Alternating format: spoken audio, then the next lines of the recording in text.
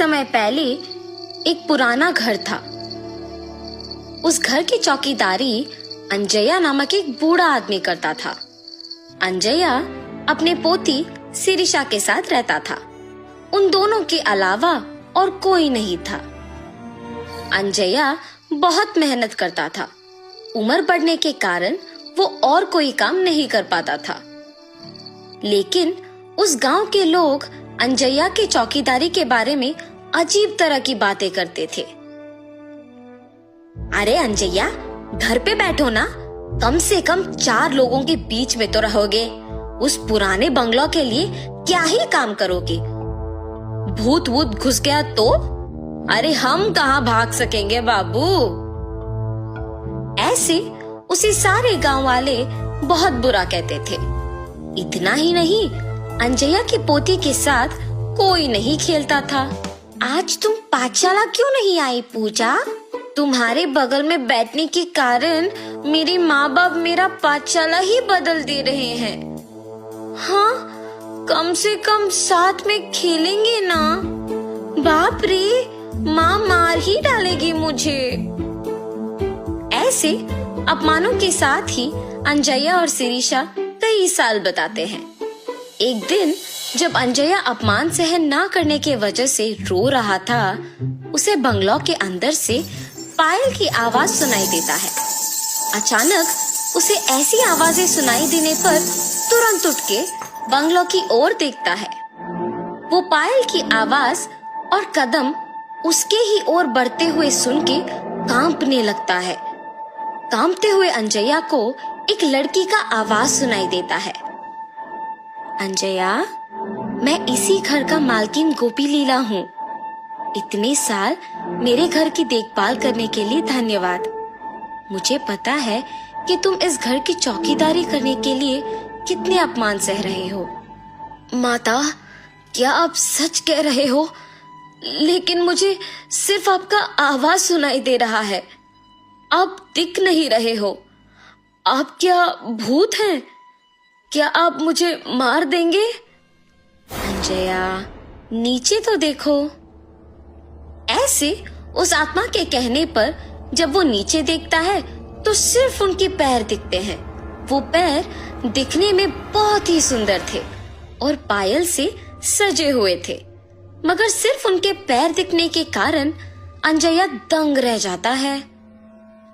डरो मत, मैं तुम्हें कुछ नहीं करूंगी। अच्छे लोगों को अच्छा करूंगी और बुरे वालों को सबक सिखाऊंगी। तुम दुखी हो, इसीलिए तुम्हारी मदद करने आई हूँ।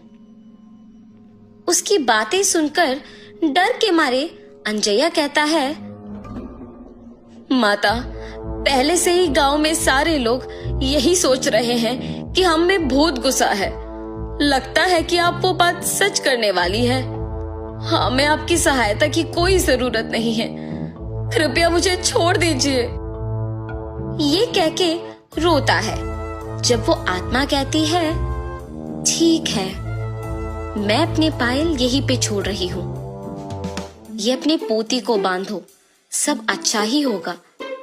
मेरे घर के लिए तुमने आज तक इतना काम किया है, उसके लिए बस ये छोटा सा तोहफा समझो। ये पायल बांध के जो भी मांगोगे वो पूरा हो जाएगा। भूलना मत। अपने पोती के साथ अब से खुश रहोगे। अब से यहाँ आके काम करने की जरूरत नहीं पड़ेगी तुम्हें। ऐसे उन पायल को वहां छोड़ के गायब हो जाती है।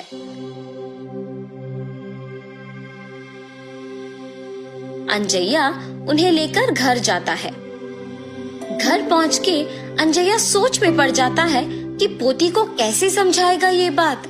उतने में पोती घर पहुंचती है। दादाजी, क्या हुआ? आप दुखी क्यों दिख रहे हो?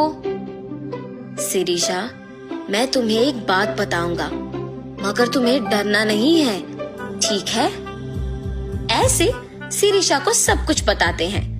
दादाजी के हाथों से पायल लेके कहती है, हाय भगवान, कितने सुंदर पायल है। गोपी लीला जी बहुत अच्छे हैं। उन्हें भूत के नाम से मत पुकारो दादाजी। उन्होंने अगर इतना अच्छा तोहफा मुझे दिया तो ही सोचिए। ऐसे खुशी के साथ कहती है और अपने दादाजी से वो पायल बंधवाती है। बेटी शिरीषा, याद है ना, इन पायल को पहन के जो भी मांगो वो हो जाता है, इसीलिए ध्यान से रहना। सब कुछ पता होने के बावजूद शिरीषा बिना कोई डर के साहस के साथ उन पायल को बांध के पूरा घर चलती रहती है। उस रात को शिरीषा को खिला के सुलाने के बाद अंजया भी सो जाता है। शिरीषा पायल के सहारे उड़ते हुए नीचे का सारा धरती पूरा सुंदर दिखते हुए, उसके ही साथ सारे पक्षी उड़ते हुए बादल के बीच में से हंसते हुए खेलते हुए दिखाई देता है। कितना सुंदर सा भावना है। ऐसे सोचती ही है कि उतने में उसे गोपी लीला उसके ही जैसे पायल बांध के घर में दौड़ना दिख जाता है। गोपी लीला अपने पायल को छू के कुछ सोचती है और आंख खोलते ही उसके सामने एक बड़ा सा हाथी होता है। उस पे बैठ के उसके साथ कुछ बच्चों को भी बिठा के सैर करती है। शिरीषा इस सब का यकीन नहीं कर पाती है। अचानक जाग उठती है। ये सब मेरा सपना था। हाँ माँ, सच मान के डर गई। शिरीषा की बातें सुन के अंजया भी उठता है और तब जान पाता है कि क्या हुआ। ये सच है बेटी, वो पायल वाकई ही शक्तिशाली है। हमारे जीवन को बदलने के लिए, इतने साल के हमारे काम के लिए कृतज्ञ होके गोपी लीला जी ने इसे तोहफा के रूप में हमें दिया। अब ये तुम्हारे हाथों में है। तुम्हें जो मांगना है मांगो, लेकिन बुरा नाम मत लाना बस। अब सो जाओ बेटी, बहुत देर हो रहा है। अपने दादू के बताए बातों को ध्यान में रख के सो जाती है। अगले दिन पूरा गांव अकेले घूम के घर आती है। दादाजी, मेरा एक विचार है, क्यों ना हम इन पायल का उपयोग करके गांव के सारे मुश्किलों को दूर करें। तब हमारा गांव भी विकास पाएगा और उसी के साथ हमारा नाम भी। तब हम चारों में इज्जत से जी पाएंगे। ऐसे एक विचार के साथ शिरीषा उन पायल का उपयोग करना शुरू करती है। जैसे जैसे साल बीते वैसे वैसे वो उस गांव को एक शहर बना पाती है। एक समय में गांव का भला बुरा गोपी लीला ही देखती थी, मगर उनके चलने के बाद उन्हीं के दिए हुए पायल के सहारे शिरीषा उनकी आत्मा को शांति दिलाने के लिए उनके सारी ख्वाहिशों को पूरा करती है।